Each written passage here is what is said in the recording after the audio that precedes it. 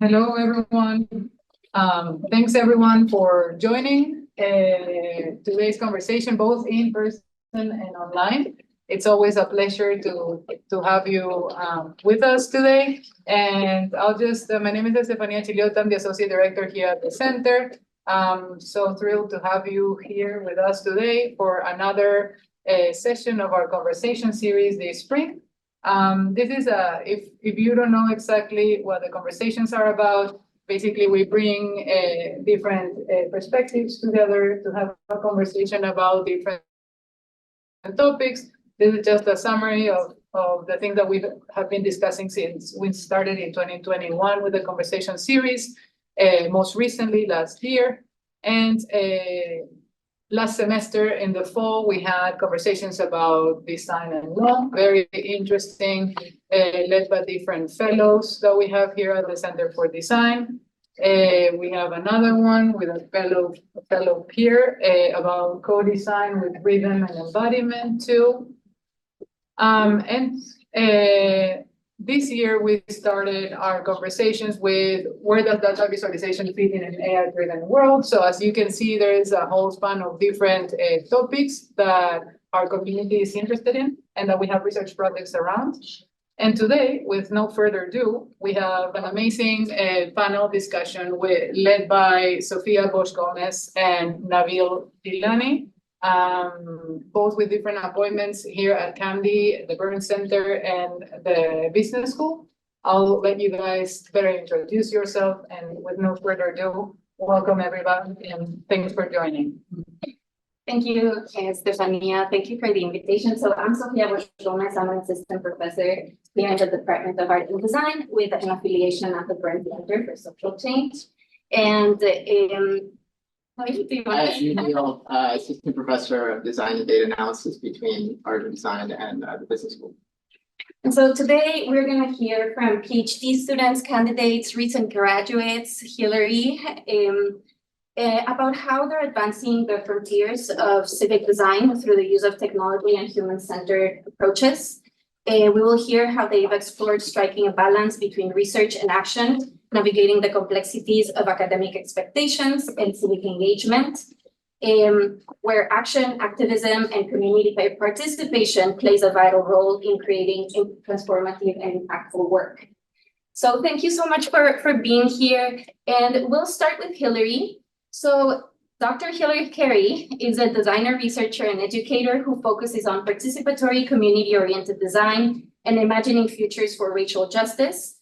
Hillary completed her dissertation in December of 2023 at Carnegie Mellon University, titled Social Design Dreaming, Critically Conscious Collaborative Visions. And she also works as a design leadership coach, guiding design leaders in educational workshops and one-on-one coaching. So welcome, Hillary. Thank you so much, Sofía. I have a couple of slides to introduce myself as well. I completed my doctoral defense in transition design at Carnegie Mellon, and the title was Social Design Dreaming, Designing Long-Term Visions of Racial Justice. My dissertation proposes two specific areas that create the argument for a practice I'm starting to call social design dreaming.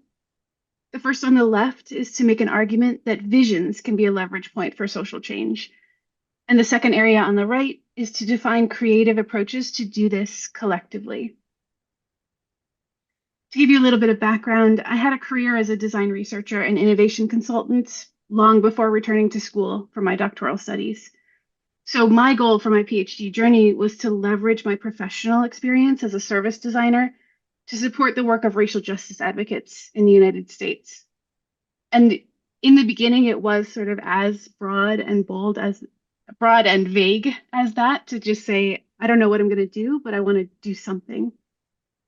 So I slowly honed in with more and more focus on the challenge and the opportunity.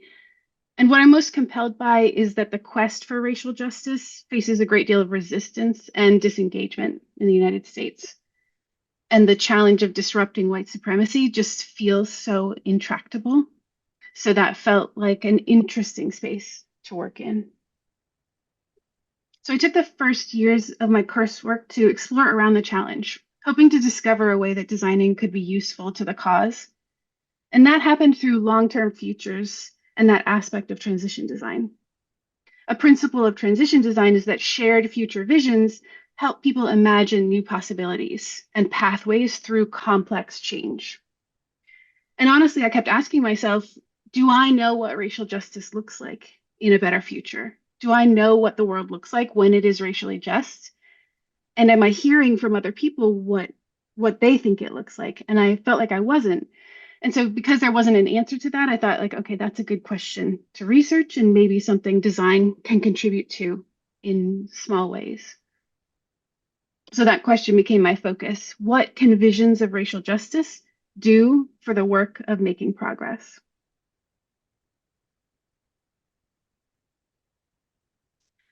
So I approach this research from my standpoint as a white female design professional returning to school after a career in product innovation, which means that to do this work well, I needed to unlearn unjust practices from industry and embrace more liberatory research methods. I also continuously engage in understanding and unraveling white supremacist thinking in my life, in my work, in the things around me. And that's work I engage with intellectually, spiritually, and in community with people. So these positions shape the way that I explore how design orientations can be useful. And I propose that designing can share ideas about anti-racism in new ways that support and amplify the work of advocates and make their efforts and objectives more legible to a wider public. The scholars I build on are those who theorize that utopian explorations and positive visions of what's possible can contribute to complex social challenges. So for example, sociologist Jose Pedro Zucchet writes that the main thrust of utopianism is both the visceral rejection of the world as it is and the drive for an elsewhere. And I find that really motivating. So to understand these opportunities, during my research, I took 4 distinct actions. I did interviews with racial justice advocates about their visions. I developed activities within a workshop setting and tested them. I illustrated the visions and figured out what that meant, and then looked into prefigured actions that would start to prototype those visions in physical ways. So I'll offer one quick example of a vision that was collectively developed and then illustrated as a diegetic future prototype. I worked with this anti-racism task force at an arts college to imagine how anti-racist meetings would feel and function differently in a better future. So we mocked up a Zoom interface where the software helps to enforce the power check and power balancing rituals that the group had imagined. And they didn't imagine this on Zoom at all, right? They imagined how meetings would feel better. And then we just used Zoom as okay, here's one way to make this feel really almost creepily real. So the power check ritual becomes part of asking, are the right people represented here in this meeting?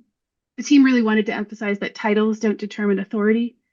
We reverse the hierarchy and ensure that the people who are most impacted by the change have the most say in it. And so we imagined that somehow some magical software could facilitate those kind of meetings in the future. So my research finds that designers, through a series of collaborative approaches, can give creative form to the visions of advocates. And giving form to the imagination of what racially just systems could look like gives form to their imaginaries of those futures. Currently, aspirations for more just futures tend to exist as principles, like a world without police violence. But translating those values into specific depictions of more equitable futures allows designers to make those outcomes feel more possible, more tangible. These specific visions of a future where racial justice is manifested can then help the larger public understand why disrupting the status quo is important and motivate a stronger desire for change. So that's a very brief summary of my very long dissertation. Thank you. Thank you so much, Hilary. Stephen.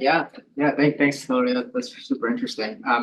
So I'll next introduce Cassandra. So Cassandra and Tyler are both friends. So I just got my friends to come here and talk to all of you. But Cassandra is a first-year PhD student at the MIT Media Lab Center for Constructive Communication. Her research interests involve building systems that integrate AI and design to help communities analyze and generate impact from their stories. And so some of the work she's had ongoing, one is a research project that includes designing a platform called SenseMate, which was an AI-based platform to support non-researchers in qualitative data analysis. And another project is creating an online community engagement platform around school attendance boundary changes. So this is actually something we worked on together. It's a very contentious local policy area. And so Cassandra sort of designed and prototyped a system for that. And before she came to MIT, she was at Olin College of Engineering and graduated with a degree in computer science. Is someone sharing? Awesome. I'll help you. Oh, okay, help me click, okay. Hi, everyone, I'm Cassandra, PhD student at the MIT Center for Constructive Communication. And I would say broadly, my research interests lie in the space of designing tools to support civic leaders with community engagement. Next slide. And to start, I wanted to share my personal motivation for why I'm doing this work. So next slide. Last year, I witnessed a contentious school rezoning happening in the south of CMS, which is a large school district in North Carolina. And basically, the school district were redrawing the attendance boundaries for 4 high schools because they were going to open a new relief high school in the area. And I was able to interview parents who were impacted by the rezoning. Go to the next slide. And so through those conversations, I was able to get a sense of what are the gaps and how community engagement was currently being done by the school district. And some of the pain points on the parent side include, yeah, jumping ahead here. Parents getting swamped with information from the school district when they're trying to understand what the impacts of a potential boundary change are to their own families. And also parents feeling like their feedback is going into a black box. And during the time, I was also able to meet regularly with people working within the school district. So I was able to see the other side of the picture and understand what are the challenges that school administrators were experiencing. And some of those pain points include school administrators getting swamped with community feedback through multiple data streams. So if you click the next icon of that. And also, school administrators would spend days to analyze the community feedback, especially qualitative feedback, and struggle to identify emergent sub-themes. And so kind of looking at the patterns here, if you can click a few more times. Awesome. So there's information overload on both sides, and also the data was being analyzed, but the analysis process was not transparent, which resulted in misconceptions on the parent side. And so I felt really motivated to design systems to address some of those pain points. But before doing that, I wanted to get a sense of whether these challenges were shared kind of across different civic systems. And so to do that, you click one more time. I conducted a formative study where I interviewed around 40 civic leaders, mostly working within municipal departments across the United States. And next slide. My collaborators and I identified 4 opportunity areas that I'm currently exploring through completed and ongoing projects. And so those 4 opportunity areas are helping civic leaders ask better questions, understanding the representation of the community feedback, as well as helping to analyze and interpret the feedback and creating more accessible ways of sharing information and the feedback back to the community. So I wanted to share 2 projects I recently completed that fall in 2 of these opportunity areas. So for the 3rd opportunity area, which is all around helping civic leaders analyze feedback, especially large volumes of qualitative feedback. If you click the next, so my master thesis involved the design of SenseMate, which is a platform that leverages AI to help civic leaders analyze qualitative feedback. And basically, SenseMate suggests themes for every piece of feedback, and it builds upon existing qualitative data analysis methods, such as thematic analysis. And the other project I wanted to share is connected to the 4th opportunity area, which is all around sharing information and feedback back to the community. And so one project I recently completed with Nabeel is called Boundaries. And the goal of Boundaries was to foster more constructive community engagement around changing school attendance boundaries. And Boundaries is basically a web platform where community members can explore how a potential boundary change would impact their own families and the community at large along various dimensions. And also through the platform, community members can share feedback, open-ended feedback in a very structured way, which would help school administrators more effectively analyze the data. So yeah, that's all I wanted to share. And I'm excited to talk more about my work and the opportunity areas through the panel discussion. Thanks a lot, Cassandra. Hope you like the name Boundaries. Courtesy of ChatGPT.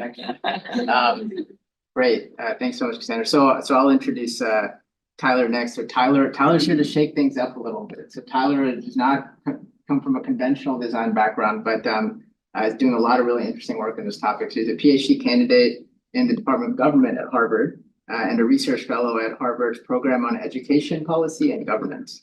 He's also an affiliate at the Center for American Political Studies and a member of the Algorithm Assisted Redistricting Methodology, or ALARM project. And this is very alarming because it has to do with gerrymandering. So Tyler's work is looking at sort of how can we understand gerrymandering, how can we use algorithms to try to determine if maps have been gerrymandered. So lots of kind of very pressing, kind of important applications of some of that work. He's also a data scientist at the Office of Evaluation Sciences, where he works in an interdisciplinary team that conducts policy evaluations of US, federal, state, and local programs to help government partners build and use evidence in crafting public policy. And his research focuses on measuring and improving equity in American, state, and local public policy making.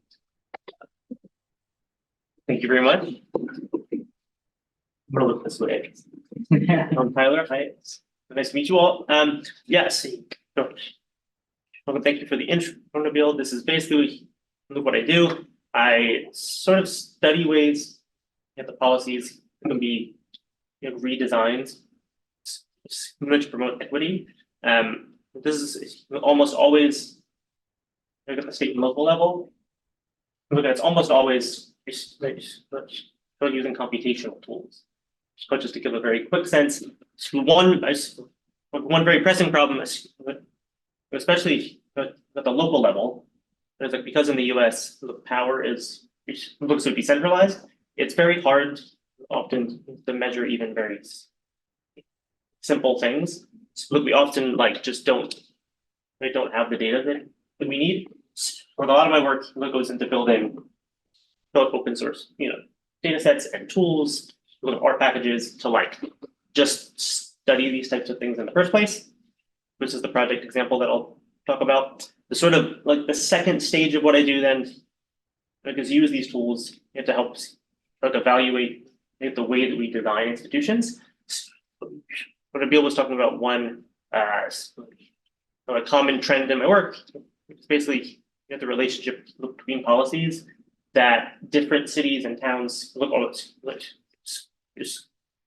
over the country will implement, and the way that can induce or mitigate different types of inequality across space. So there's a lot of work on redistricting. So there's a lot of interest on partisan racial gerrymandering, but it's often hard to detect exactly what a gerrymander is. So there's a lot of tools that go into that type of work.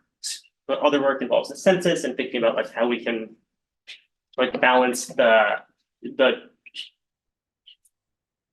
often fraught relationship between having data that's accurate and having data that's private at the same time.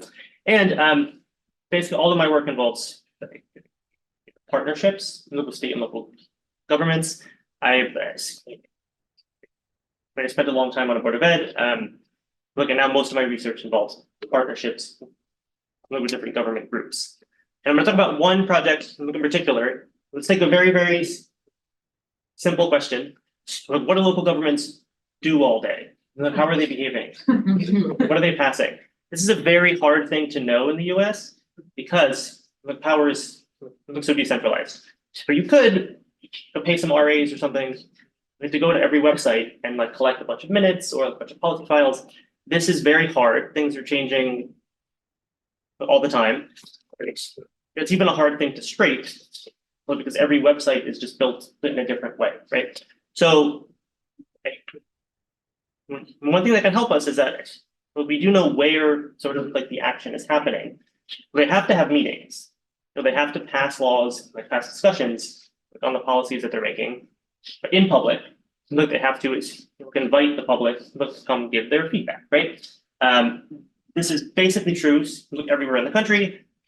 Look, if you want to pass any kind of law at the local level, it could be like a resolution, it could be a budget.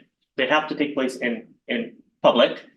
And this is basically true for every type of local government, which is good. Okay, so there's one thing that is actually universal and fixed, right? The tough part then is like finding actual data on these things, right? You could look at like the minutes files or the agenda or something really hard. But the project I have involves, look, a lot of them are posting their videos online. Cambridge is one of them, right? They post their meeting videos online. What you can do is build computational tools and build computational pipelines. What I'm doing, look at my friend Civic, to collect as many of these things as you can, look at the front end, and then use them to build a centralized database. The researchers or the public or journalists, you can use them to sort of figure out what's happening in these places. So the one thing that we do is we use YouTube. We search YouTube for every city in the country. We try to find all of the videos that are posted online. We get the audio and the video data to build a transcript. And we make versions of like nice, clean data sets that we can post online to do all sorts of different things, to study health outcomes or to study redistricting or the ways people come to public meetings to talk about housing, right? One benefit of this approach is that we can get a pretty large scale of places that are doing this type of thing. It's both very large like cities and very like small ones. Look, we're not only then focusing on New York and Boston as an idea of like what local politics is, and you can learn a lot from these videos. Look, even just like this one example here is look without even watching it. It's already pretty easy to tell where it's happening. We know the place. We can link it then like to a government, like a date, the timestamps.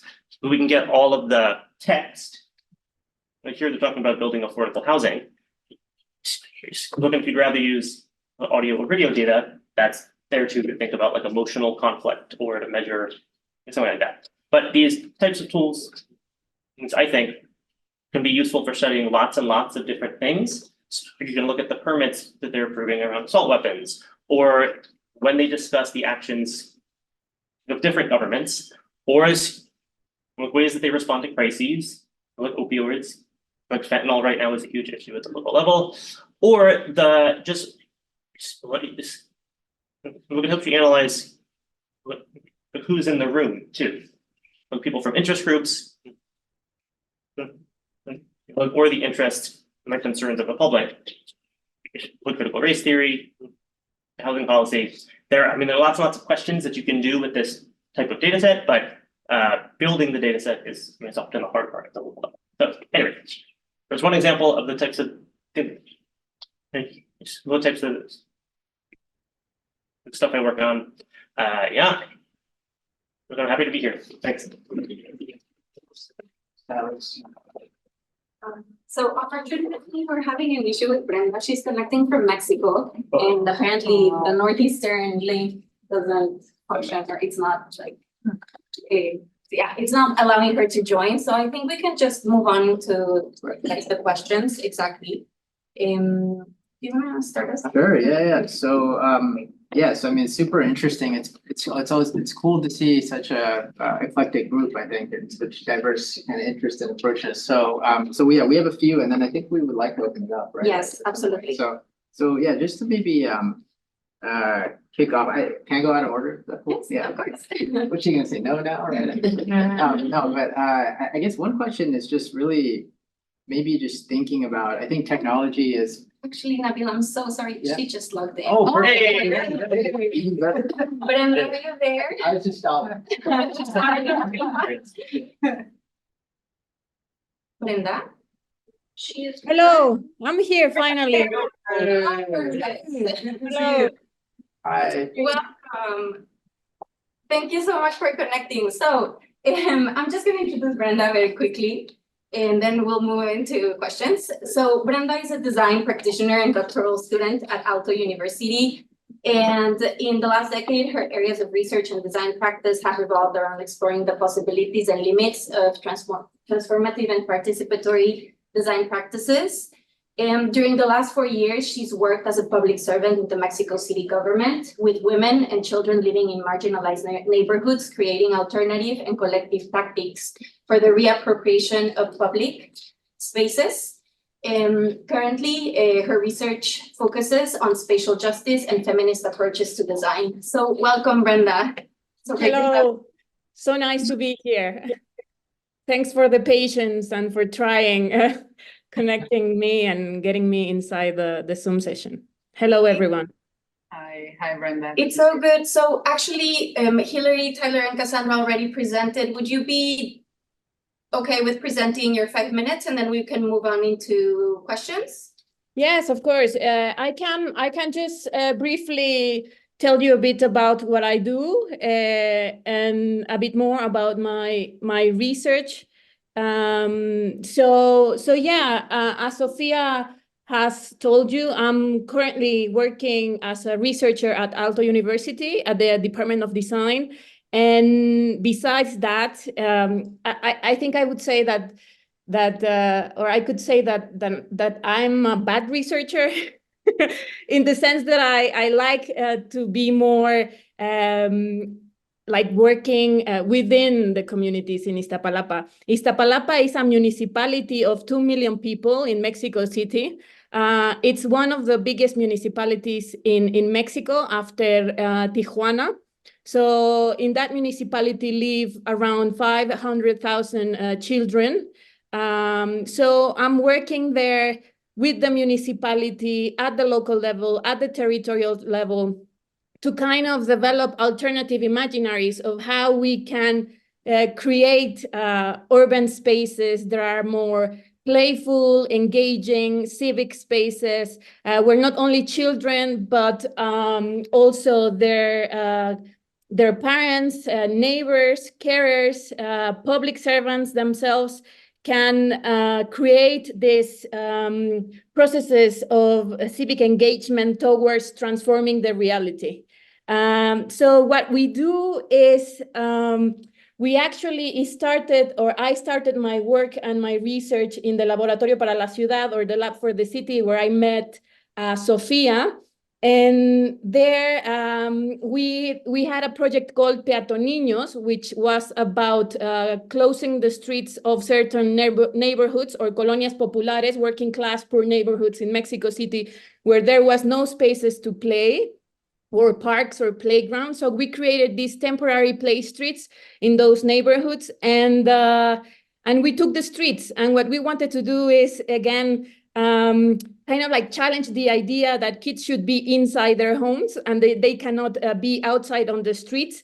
And we realized those imaginaries, and we mobilized a lot of resources to do that within the government and outside the government, within the communities to do it. And after that, we took like a step further and we approached the municipality and we said, like, well, if we can close the streets temporary, what if we close them permanently? So what if we take the space of the streets from cars, and then we kind of like reclaim them back for people? And we did like a permanent play street at the end of the Laboratorio para la Ciudad. And after that, I started to work with the municipality in order to kind of like sustain the project over time. I didn't want it to finish. So it was kind of like a strategic move towards that. And after this, that was in 2018. So during these 5 years, I have been working like really closely and alongside the municipality, alongside the public servants that are working within the territories that have like knowledge or like a really broad knowledge about these informal processes of civic engagement that are occurring within these territories. To develop a process, a participatory process for designing, co-creating, and evaluating as well the permanent play streets. And I'm very happy to say, so this is kind of like some news that I got only maybe like 1 week before, 1 week ago. And so now we are, and the municipality is going to make 3 permanent play streets in these 3 really poor working class neighborhoods in Iztapalapa. And beyond that, this is going to become a reference for the city for these processes of also creating, how can I translate it in English, for creating these peaceful link processes within the public spaces, because we are working in these areas where there are like a lot of crime. So we are also utilizing these design dispositives, let's say, or devices, to also kind of like work towards those processes of creating peace, utilizing the public space. So that's a little bit about what I'm doing with the municipality, with neighbors, with children in Mexico City, in Iztapalapa, in these specific territories. Great, thank you, Brenda. So, well, we're gonna move into questions. I didn't want to interrupt you. No, thanks. Yeah, so I'll get it going and then we should jump in and then we'll open it up. But I'll start with some softball, okay? The first question is really, even the title of this panel, civic design, right? What does that mean? And so I think it's implicit maybe in some of the work you all have talked about, but would love to just hear from you all. What does civic design really mean to you? So anybody can jump in.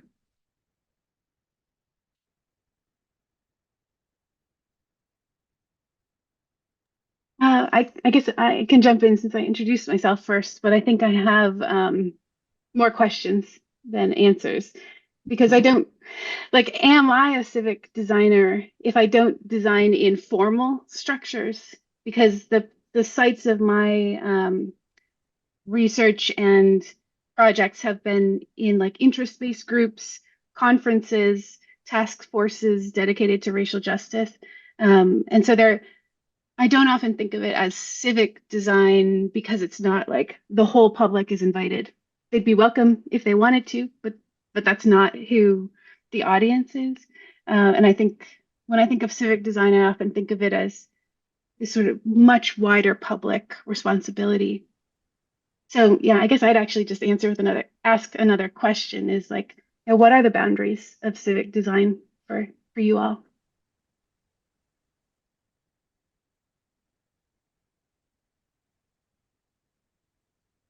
What else? Oh, was that a question to us? No, right? Anybody can answer. Yeah, anyone can answer. I was like, this is my screen still. Did you have anything? Oh, I'm not a designer. No, yeah. I think one thing that's just interesting about Tyler's work though is that it's really kind of the infrastructure for maybe civic design, right? I think like the data infrastructure, it's hard to access those meetings like he was talking about. So it's interesting to even just think about the layers. I think if we are talking about designing, what are some of the prerequisites almost we would need to be able to design well? Brenda, I don't know if you had anything to add. Yes, well, it's like the question Hillary was making, it's quite relevant, I would say, because we can talk about like civic design, community design, like within the public sector, right? So there are kind of like different ways of understanding what is like civic design. But then also I was thinking about that question, And for me, I understand it as a practice, like that is connected to research, of course, but that has to do a lot with how we engage communities within different contexts, but also I think civic design, let's say for me at least, or within the context that I'm working in, it involves this kind of like interplay of formal and informal infrastructures, material infrastructures, and social infrastructures. And within those infrastructures, you can find the limits of what you are or what you can do, right? And yes, so in Mexico City in particular, civic design, it is not only a thing about like designers working within the public sector, but it's about designers working within these communities where these informal infrastructures of governance are taking place, right? And then in this interplay, I think is where civic design is kind of like interacting or doing something. And the limits are in there. Like, I think the limits also have to do with how these infrastructures, both formal and informal, both material and immaterial, can be visualized, or at least how we designers we are able to identify them. Because in informal context, it's hard to identify them like immediately. So you have to be there for a longer periods of time, right? But then we found ourselves, at least in my case, where I'm working with the municipality, and then I'm constantly finding myself in this position where there is this dual pressure. There is the pressure of the municipality to speed up processes, right? And then there is the pressure that also comes from working with, like, alongside communities to really put their and the interest of those communities up front, and to prioritize those necessities like above, or to give them more priority. So there's this dual pressure, right? And then to identify, as I said, how infrastructures work, you need time. And civic design, I think one of the most like the challenges that we have if we talk about this practice and research around it is that, I see it absolutely as a long-term practice. So the limits are also there, like how fast you can create something when you have this pressure from above that is telling you have to do it like quickly, because the financial flows, the material flows have to be like put in place right now, because there's no time to do it otherwise. But then you realize when you're working within the territories that there are these things that are also like kind of like really interesting happening there, but that you cannot have access there unless you kind of like really identify them, build trust, and start visualizing all the nuances and all the specifics about how these infrastructures in the territory, if we want them to call them informal, work. So yeah, for me, civic design is something around that. I don't know if I said too much, but but yeah, it has to do with those kinds of things, like a long-term commitment, like this ability to visualize the informal and the formal infrastructures, and to deal with the pressures from above and from the bottom up, right? To develop the design practice or research that we want to develop. Thank you, Brenda. I don't know if you would like to respond or add anything? I'll just add some really quick thing. I think I'm still trying to figure out what civic design means to me as I'm like figuring out my PhD direction. But I've been starting to kind of explore the literature in this space, and I recently read a paper. In the title, there's Open Civic Design Framework, which I highly recommend if you're interested in that space. But they basically kind of integrated public participation frameworks, like there's the democracy cube or like Arnstein's ladder of participation, as well as crowdsourcing frameworks and design frameworks. So I just feel like civic design is just such a like interdisciplinary space, and there's so many different literatures to learn from. So I'm still like exploring that area. But I just wanted to give a paper recommendation. If I may, there's also one answer from Axel in the chat, and they're saying design that focuses entirely or partially on impacting civic rights, for example, equity, justice, democracy, etc. That's another perspective. I think, Heather, did you want to add anything? Yeah, I think what is really interesting about all of the answers and some of the comments that we've gotten is that it seems extremely expansive.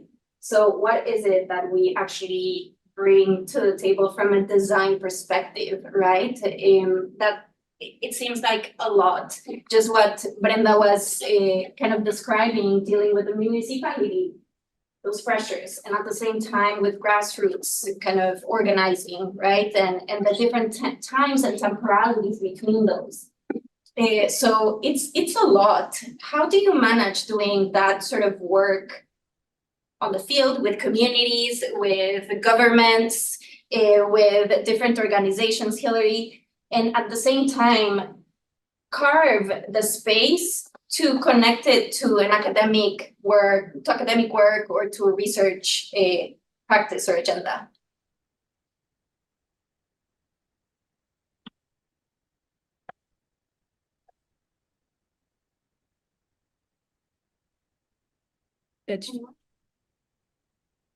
I don't know, like, should I or Yes. because I don't have the answer, but I was just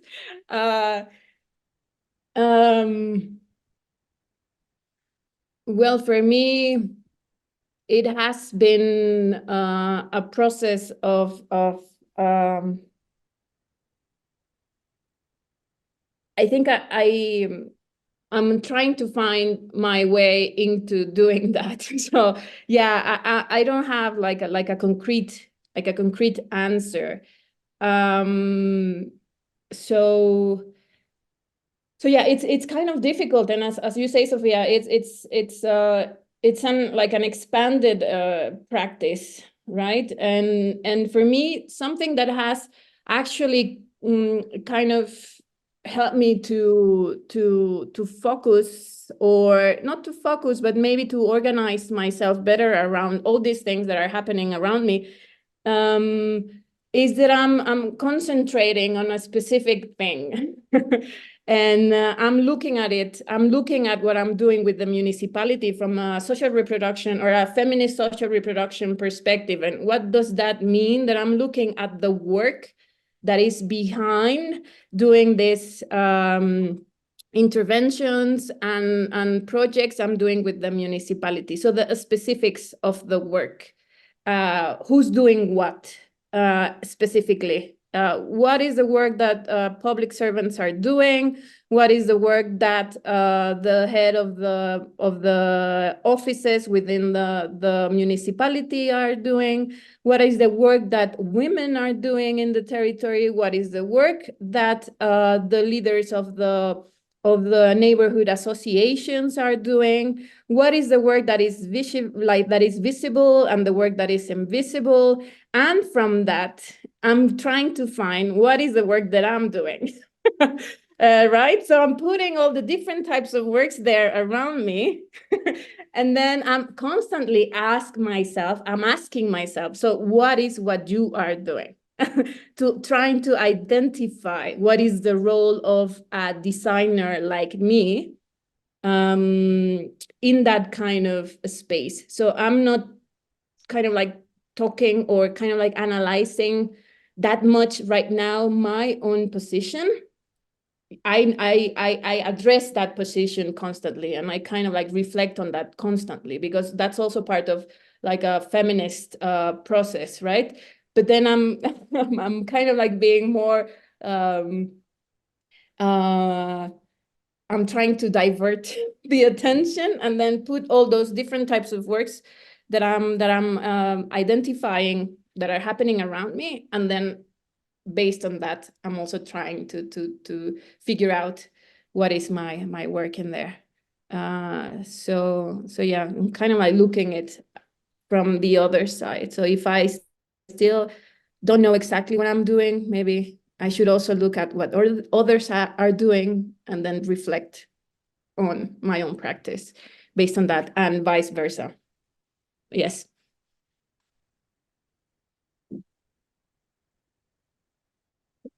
Anyone else? Okay. There's no answer to this question, I think, but no, I can at least like describe the way that I think about the problem, and I think it is a real problem. It's like, I think it's just a problem about misaligned like incentives, right? Look, if I want to work with the Boston City Council to fix something, right? No, the mayor doesn't care about like the same types of things that I'm thinking about. Look, as an academic, the goal is, the way for me to get tenure, right, is to like try to change the nature of the conversation around how we're thinking about a certain issue, right? So that means that the details aren't that important, but instead it's about the ideas, right? The idea process, like thinking about, we're trying to convince people that there's an area worth focusing on, like, or the way that people have been thinking about this area is a little limited in some way. But the policymakers, or the members of the community, they want to pass the budget. They want to get something done, right? But they care only about the details, and they care probably more about the short term than the long term, right? They're not as interested in changing like the nature of the conversations so we can get published in a fancy journal, right?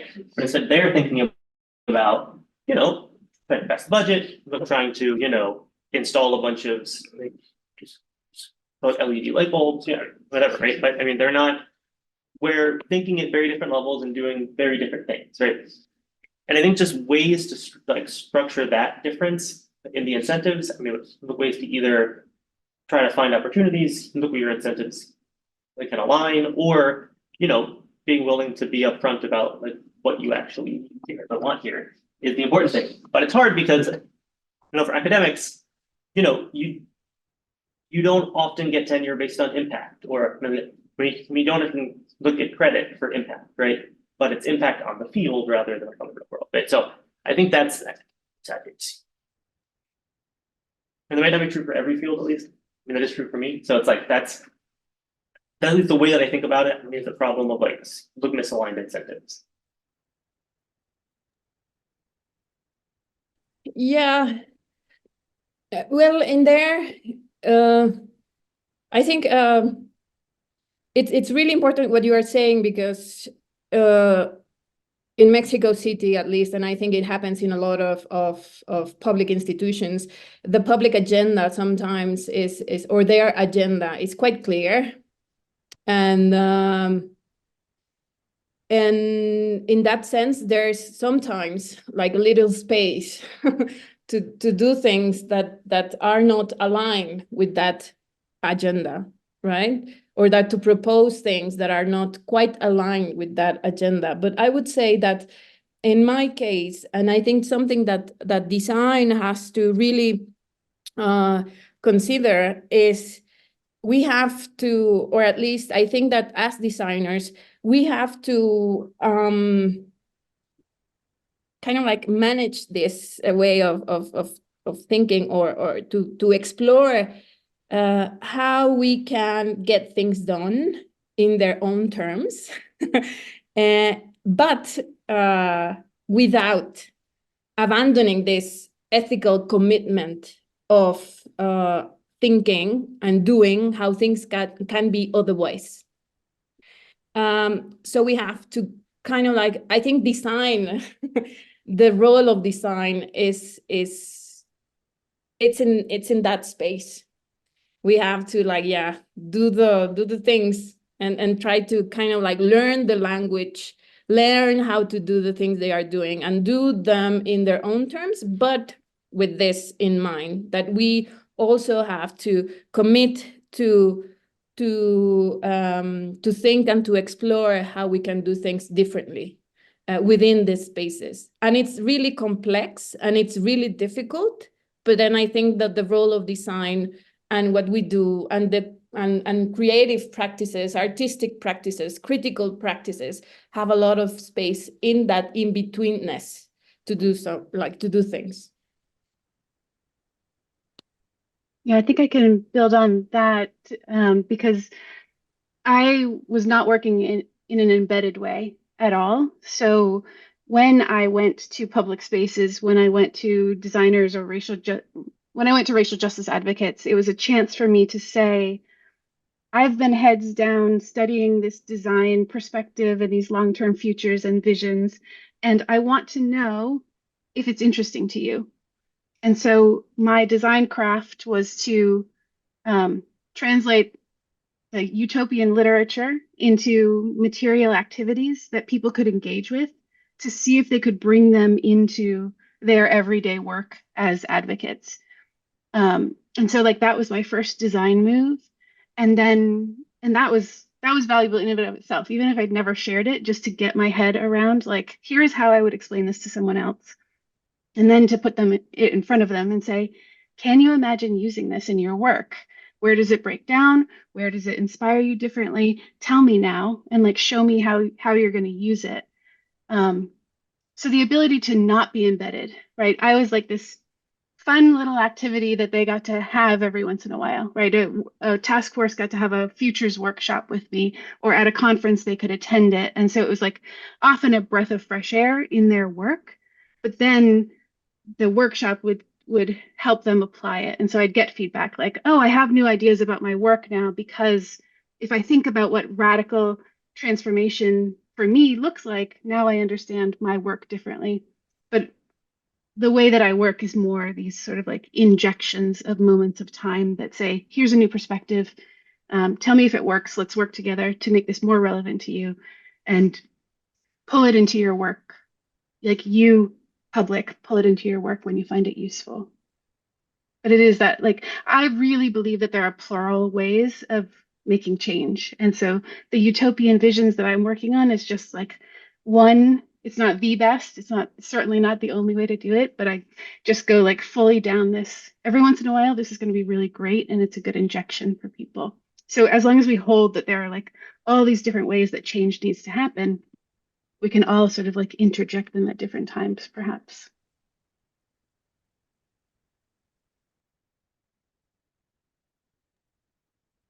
Sure. I'll yeah, maybe shoot one more and then yeah. So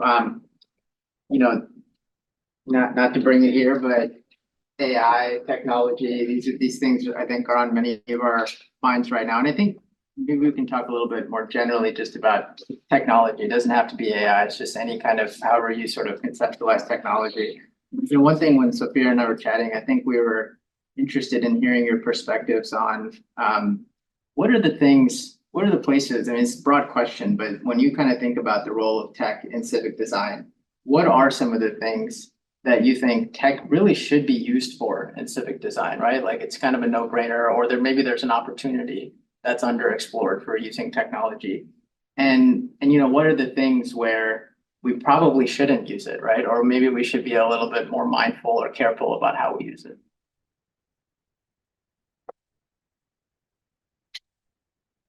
This might be, I'm sure it is.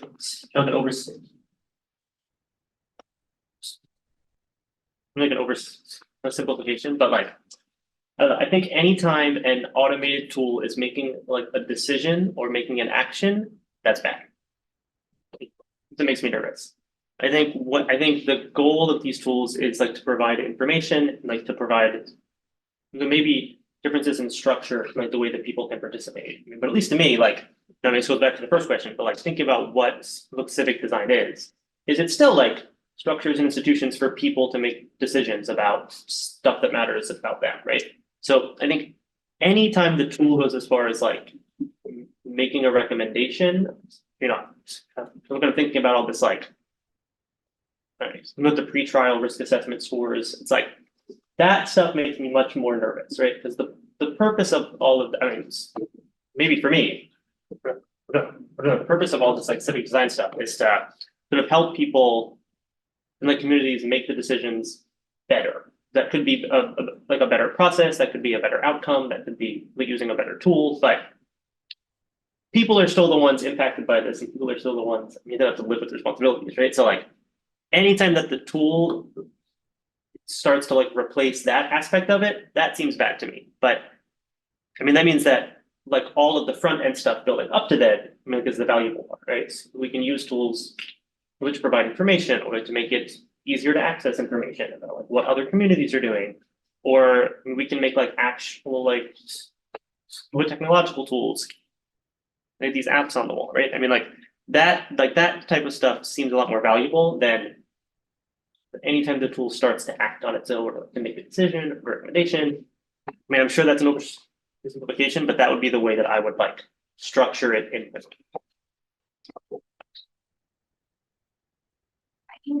Yeah, I think as someone who comes from a more computer science, human AI collaboration background, yeah, I definitely see a lot of promising areas where technology can help with civic design, but definitely in like a support way and not in a takeover way.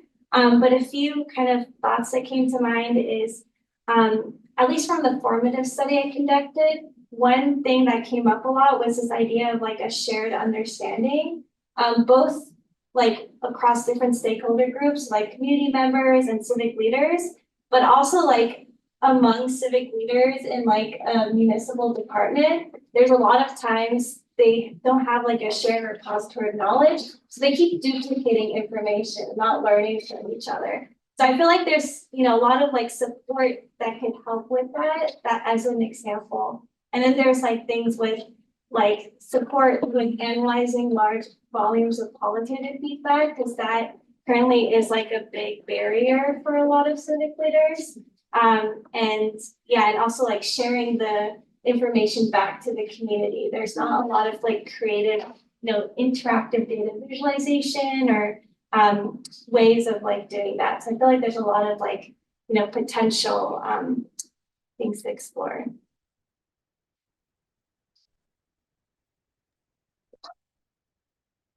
Yeah, I think in practical terms, like if I think about like technology and the tools that we would like to have in Iztapalapa municipality, I think those tools, at least for me, I see like a lot of potential in again making visible like all these operations and things that are happening, for instance, in the municipality at the level of social programs, for instance, right?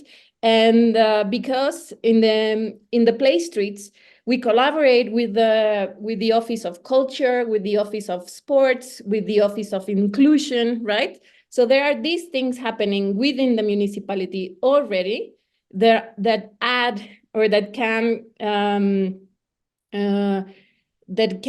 make the permanent play streets better. And there are these services that are already happening in there. And I see that technology could be helpful in that sense, and how we can visualize that, or how can we visualize what is already taking place within the municipality, and then based on that, be able to take decisions. Decisions about what should we do if we want to create a program for inclusion of certain minority groups, or I don't know, how to empower girls and within the public space or whatever. So I think I see that as something that technology could help us. At least what I was reading that question, I was thinking in practical terms. Like, it would be so nice to have these technological tools helping us to visualize what we have already, what is taking place, and then based on that take decisions. And take decisions within the municipality, and also take decisions within the territories. So it's not only a matter of kind of like thinking in abstract ways, how like decision-making processes, but also to think about like who is actually taking the decisions of the information that it's also being there, how the information is going to be used, who is going to use that information, and how is it going to be accessible, I think. So yes, for me, I think that would be super helpful. And for the Iztapalapa municipality as well. I'll add the impractical parts of that, the imaginative and playful parts of it, because with generative AI moving in these wild directions, it made me think about my work builds on the radical imagination movement, which is to get people imagining, get publics imagining more. And so I wouldn't want to take any of that creativity away. Like the whole purpose of that movement is to get people more in practice of imagining the futures they want. But can technology reduce the hurdles around creativity that people often feel when they think they have to be creative and they freeze? I mean, generative AI has been so fun to help me visualize racially just futures in different ways, because it's so easy. It's not perfect at all, but it's like it breaks down some barriers. So I think there's also opportunities for technology to help support like creative, joyful, playful processes with publics. Make it easier for them to make prototypes, make it easier for them to brainstorm, help facilitate and like get silly, wild visions out into the conversation so that they can say, yeah, what if these play spaces look like this? And I don't have to be able to draw it. I can like get some wild, fanciful imagination going, and then keep practicing my human skills of facilitating that, my human skills of thinking differently and divergently and wildly, and getting clear about, do I really want it to feel like this, or do I want it to feel like that? So on the more fanciful side of the technology, hopefully there's opportunities there too. Thank you so much. Shall we open it up in case people have questions, or I don't know, each other on the chat?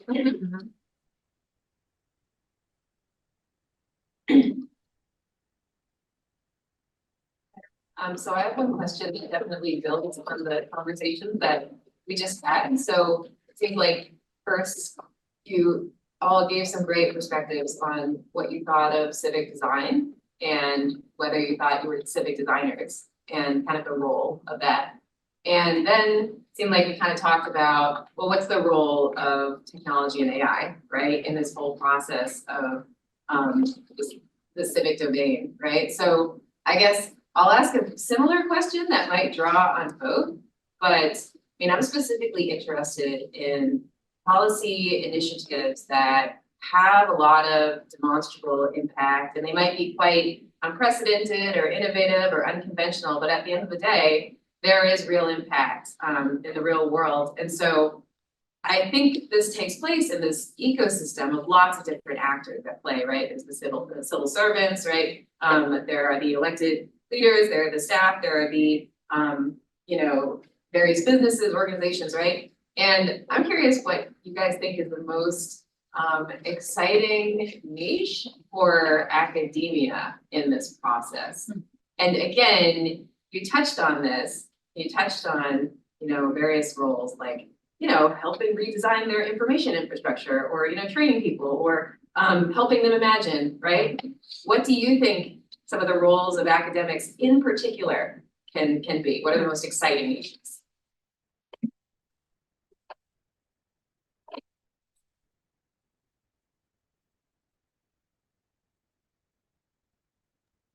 Well, for me, I'll just jump in quickly to say like motivation. I'm really interested in like what motivates publics, what motivates people to change, and doing academic research into like new creative ways and the data that proves that like people change their minds in different ways or like policies can be adopted.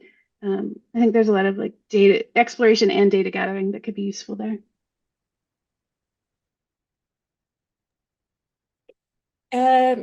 For me, I would have to say that within the academia, like I have been working with this project for many years. And when I started doing my PhD, the feminist lens became like kind of like an amazing way of actually discovering all these nuances behind the work that I was doing. So it gave me like this perspective that was like really that impacted a lot what I was doing. So I think in academic terms, I would say like a space that it could be really interesting to explore would be like these feminist approaches towards towards civic design, because in that we also have to think that decision-making processes and collective deliberations and all this, like collective processes basically are really hard, and then there are this like power structures embedded within these processes. Unequal, like inequality is also kind of like there, no?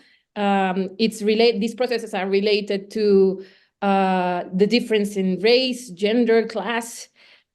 So in that sense, for me, there's like a really interesting space to do research on within civic design, like to have this feminist perspective to help us identify what is really happening in decision-making processes, how they are influenced by all these differences, within groups that we have to really address if we want to kind of like transform the reality in a more just, equal way.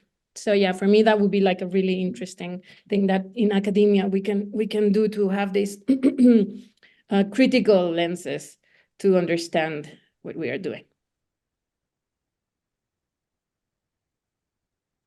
I think too, there is an interesting opportunity for partnerships with government institutions and organizations to do work that elevates different synergies. For example, where we've been collaborating with Scout, student-led design organization, and Monum from the city of Boston for projects. They have a long-term collaboration.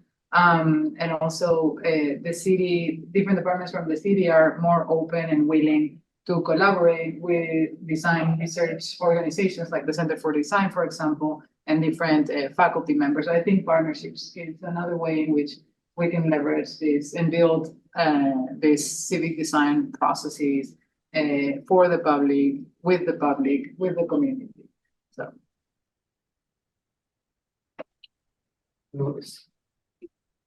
Yes. One last just like thought to Brenda is like maybe like the niche depends on the person too. It's like I think in the wonderful gift of like being an academic that like works like policy spaces is like you can do whatever you want, right? I mean, you can study anything that you find interesting, and we're gonna just You're not like a policymaker that needs to face election, right? Or you're not working, look at a private company that needs to make a bunch of money, right? So you can, I mean, like you can focus on anything you want to do, right? I mean, it's a wonderful gift. Like you're not always facing, I think like on the good side, like you're not always facing like the same constraints that people in government will face. Now, of course, the bad side, or like the risk of that then is like you're not facing the same impact of the decisions that people that are in the community face. But I think the good thing, I mean, people are pretty free to study and work on the stuff that they love and think is important. But I think at least, I mean, the gift is, I think all of us are pretty free from the same types of constraints that people are often facing, right? Which is great. Wonderful.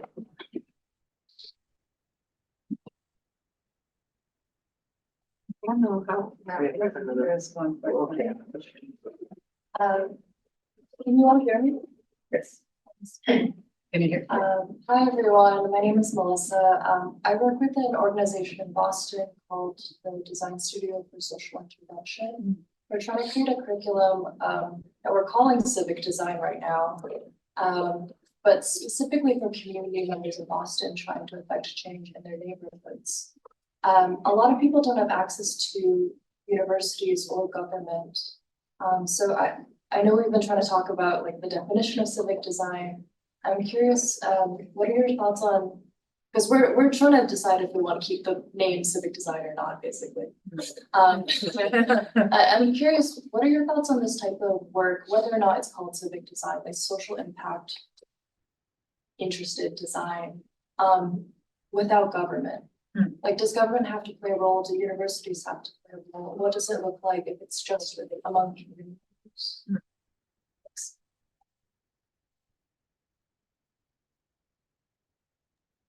So can you repeat the last part? So if I understood correctly, was it like that civic design doesn't necessarily need to take place within the government? Or I didn't hear correctly. Yeah, Yes? my understanding, correct me if I'm wrong, my understanding was, what do you think about defining or kind of wielding civic design as a tool, not necessarily always in partnership with governments, but maybe sort of, I guess, empowering people to make change on their own. Is that right? Like, does government always have to play a role at all? Yeah, does government always have to really play any kind of role in these settings? I don't think the governments need to play a role all the time, actually. And what I was also saying at the beginning is that there are also these informal processes of governance happening and already taking place within communities. And it's not about institutional politics, right? It's like on the ground politics. So I don't think I think civic design is about that. It's about empowering. It's about developing processes for engaging communities that can have already have already their own political processes happening within their spaces, territories, organizations, whatever. And it's about, decision making. It's about kind of like visibilizing the flows of materials, materials, decisions, abilities that can help you to achieve like a common goal, no? And I think that the common goal in most of the cases is to transform reality. Whether if you kind of like work in the government or not, or if you are working in a small community and you have your own self-determined processes to acquire resources, to develop your own infrastructure, and so I don't think it has to be like always connected with the institutional politics and with governmental infrastructures. Yeah, Yeah, I agree. And only to add the word like community organizing to this, Alicia Garza's book, The Purpose of Power, is really, I thought, a great sort of primer on organizing people for change and not relying on government to make social change happen. So just looking at that as an alternative and very powerful way that people organize and get change done. Yeah.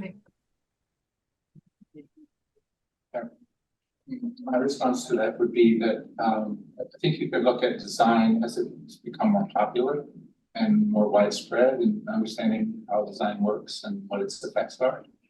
You could think of it as a kind of citizenship, like citizen science. And in that way, it can actually act in a subversive way with regard to government as well.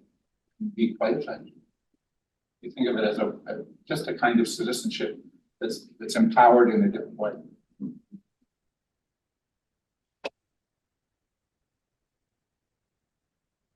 Sorry, my connection was a bit unstable. Can you repeat that? No, it was a comment on thinking about design as a type of citizenship, right? So it can empower people and maybe even allow healthy kinds of subversion of formal structures.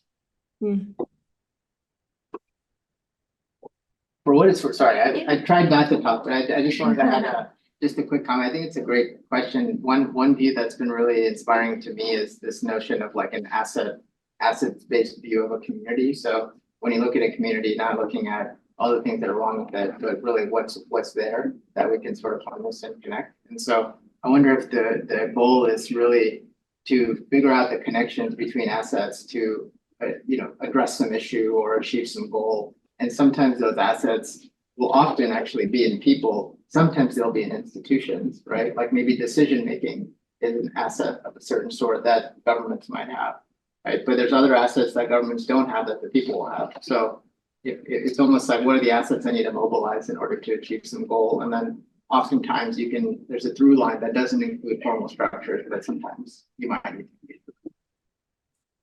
And in that sense, I was also biting my tongue not to do. But I'm just gonna add very quickly, there's something interesting to think about the role of violence, because at the same time, when you're decentralizing decision making, right, within structures that are extremely centralized, like governments, they're not gonna let that go as easily, right? And so there is the role of violence in how we kind of decouple from these institutional structures is something interesting to think about from a design perspective, because I don't think that's I think there is a tendency to think about these processes as very smooth, and they're not, no? Mm-hmm. Yeah, not at all. And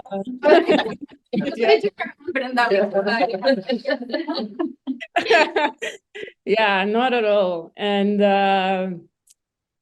yes, and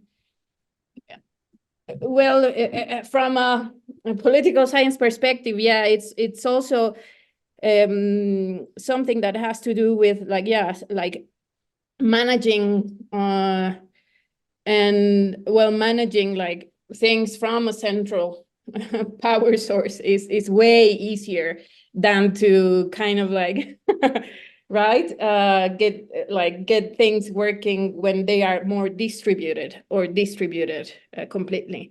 So yeah, in that sense, I think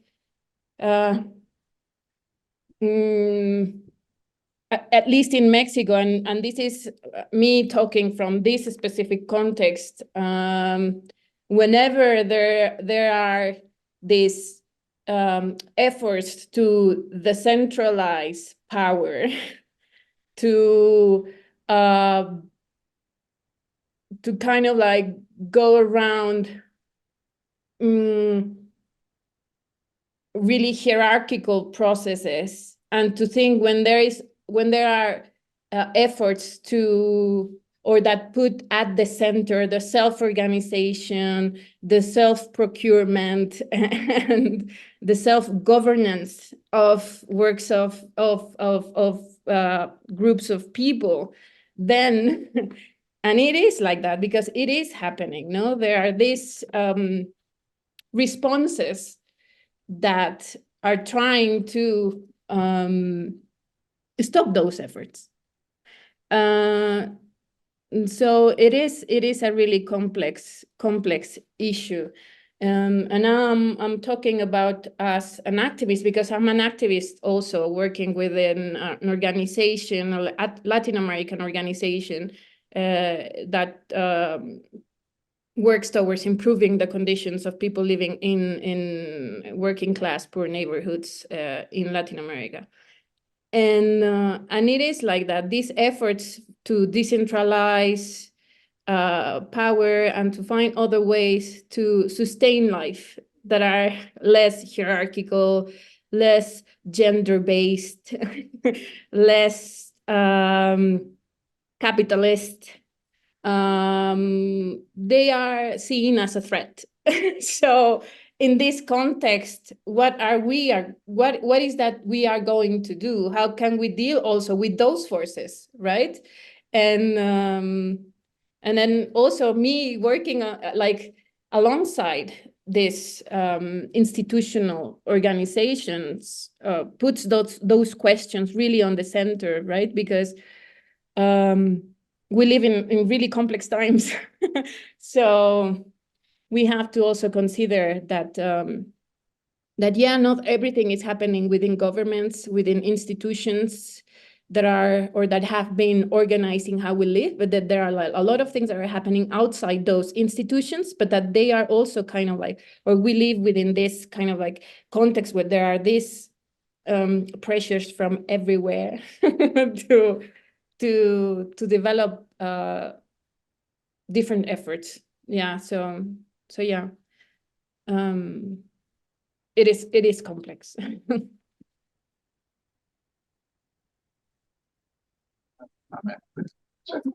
Can't recall the details, but there is a case of an indigenous community in Mexico who did stop taking state funds in order to organize their community properly to their own interests. I forget the name, Maria Lutz, maybe. So the only way they could solve the problem, because they were between the government and gangs and their indigenous land, and they wanted to get control of it. So they cut off funding from the state in order to operate independently of the state. And that was the way they created a community. They had to create a boundary condition for that as well. But yeah, that was what the only thing they could do. And then there's also in Mexico, for instance, in Mexico City, sorry, there's also this kind of examples within Mexico City, these cooperatives, urban cooperatives, that are self-organized, self-funded, self-governed, or they have these self-governance processes, and it's in Mexico City. So yeah, they follow this way of organizing that follows Zapatistas, right? So that's the way they structure their organization. So sometimes it's difficult to imagine that these things are also happening within urban contexts, but it is. But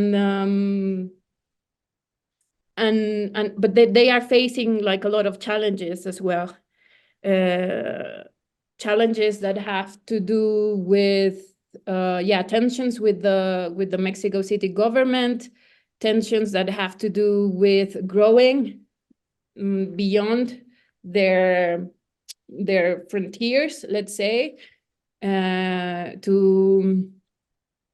scale up some of the activities and to get more resources to get the community running. Especially like within like times of crisis, I would say.